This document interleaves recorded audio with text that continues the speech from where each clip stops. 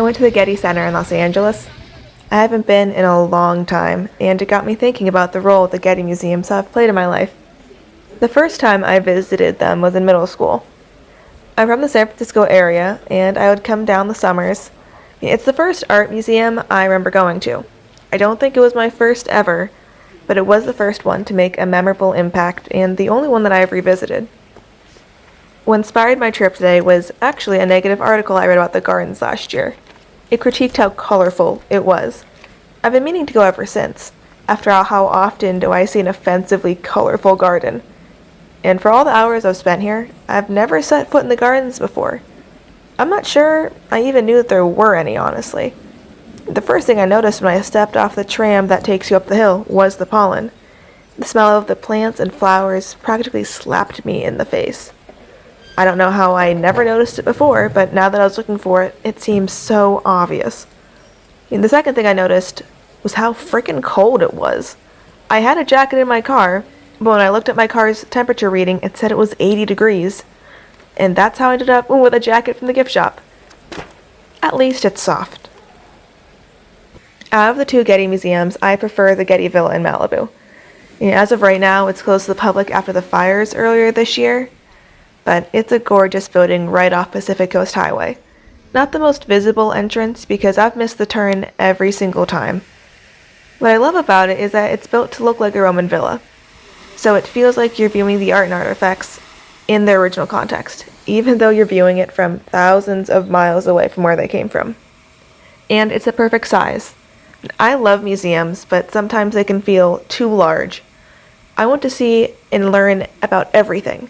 But after hours and hours of walking around and reading, I get fatigued, my back starts to ache, my feet hurt, and I just want to go home and sit in a comfy chair and a few months or years to recuperate before visiting again. This visit is going to be different.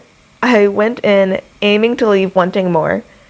I'm no longer a 6-hour drive away, so why not take my time and savor it? To me, this is Los Angeles' Statue of Liberty, and spotting the bright white of the museum in the hills is how I knew that we made it. I had a professor in college that thought the iconic symbol of Los Angeles was the traffic, and compared it to Paris's Eiffel Tower. Disrespectfully, I disagree. Traffic doesn't fill me with a sense of excitement or pride in the accomplishments and the feats of people in the past. I have been so many different versions of Reagan here. The tween who didn't get why my mom wanted to stay for so long when it all blended together. The amateur photographer who couldn't figure out how to use my camera lens. The high school student who considered studying art conservation in college.